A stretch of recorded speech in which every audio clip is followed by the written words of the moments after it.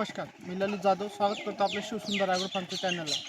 मित्रांनो, आपण एक व्हिडिओ टाकला होता अल्बोमारवर जंतनाशक कसं द्यायचं आणि पक्ष्यांना त्याचा काय फायदा होतो. तर मित्रांनो, आज आपण प्रॅक्टिकली बघणार आहोत अल्बोमार हे पक्ष्यांना कसं वापरायचं. बरेच लोक म्हणतात 100 पक्ष्यांसाठी 40 ml असं द्यायचं. मित्रांनो, पक्ष्याचं हे जवळजवळ अल्बोमार जे हे जंत मारण्याचं काम करतं. त्याच्यामध्ये एक प्रकारचा पॉयझन आहे, त्याच्यामुळे पक्ष्यांना इजा होऊ शकते. कमी जास्त डोस होता कामा नये. जवळजवळ 10 लिटरला 25 ml हे वापरायचं आहे, म्हणजे पाण्यामार्फत आपल्याला द्यायचं आहे. म्हणून पाण्याचा अंदाज घेऊन आपल्याला हे औषध टाकायचं आहे. आपण जर पक्ष्यांचा अंदाज घेतला तर पक्षी आपल्याकडे लहान मोठे राहतात, त्याच्यामुळे पक्ष्यांवर इफेक्ट होऊ शकतो. कुठली पण पद्धत वापरताना पूर्ण माहिती करायची, त्याच्यानंतरच आपण औषध पक्ष्यांना द्यायचं आहे, जेणेकरून पक्ष्यांना कुठलीही इजा होणार नाही. तर मित्रांनो, अल्बोमार आपण दर 1 तारखेला वापरतो. आजची तुमची 1 तारीख आहे.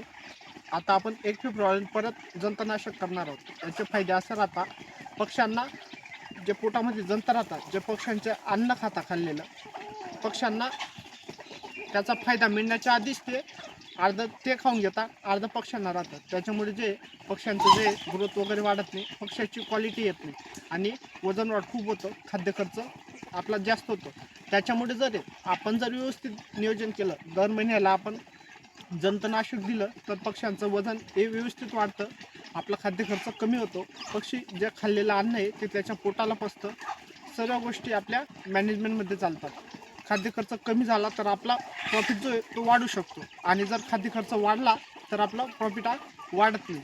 तर मित्रांनो, आपण जर नियोजन चांगलं केलं, जंतनाशक दिलं, तर पक्ष्यांना या गोष्टी दिसत नाही.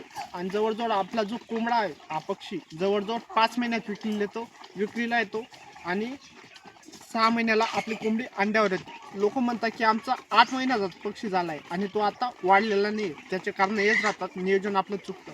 मित्रांनो, अल्बोमार दिल्यानंतर लगेच हे जे लिव्हरवर काम करतं, म्हणजे पॉयझन आहे, एक प्रकारचं विषारी द्रव्य आहे.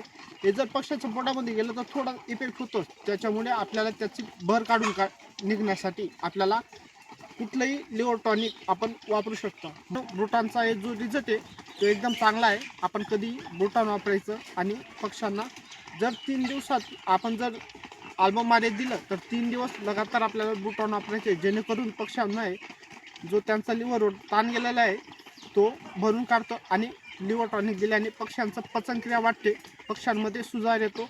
मित्रांनो, आपण जर अल्बोमार दिला तर पक्ष्यांमध्ये एकदम चांगली चकाकी राहतो. तुम्ही व्हिडिओमध्ये बघू शकता आपल्या पक्ष्यांना कशी चकाकी आहे. ते कारण ते जे आपलं नियोजन चुकत नाही, त्याच्यामुळे आपल्या पक्ष्यांवर खूप चांगला असा परिणाम बघायला मिळतो. तर बघू आता आपण कसं आणि कोणत्या पद्धतीने देणार आहोत.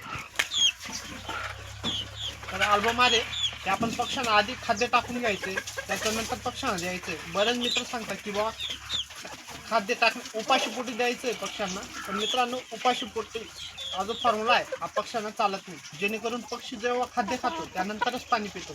आता आपण गाई, म्हशी, शेळी वगैरे, मेंढी यांना आपण तो प्रयोग करू शकतो. म्हणजे सकाळी दिलं का त्याच्यानंतर उपाशी 2 किंवा 3 तास ठेवायचं. पण पक्ष्यांना हा फॉर्म्युला लागू होत नाही. त्यांनी जर खाद्य खाल्लं नाही तर ते पाणी अजिबात पित नाही.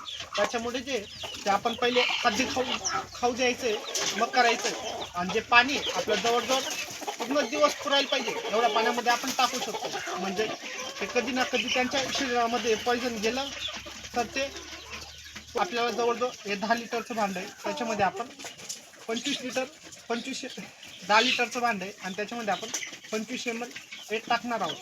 तर मित्रांनो, असे व्हिडिओ पाहण्यासाठी आपल्या चॅनलला सबस्क्राईब करा आणि इंस्टाग्रामचं पेज आहे त्याला फॉलो करा. टाकताना बॉटल जे आहे ते पूर्ण सेट करून घ्यायचं आहे, जेणेकरून जे खाली द्रव बसलेलं राहतं ते पूर्ण मिक्स होतं आणि आपल्याला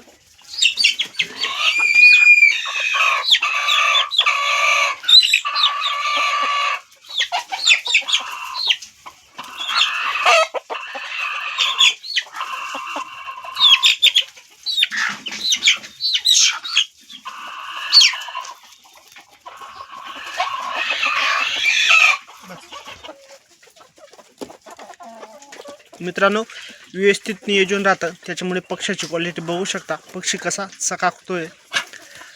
असे नियोजन करायचं आहे आणि आपल्या व्यवसायामध्ये चांगलं प्रॉफिट मिळवायचं आहे. धन्यवाद मित्रांनो.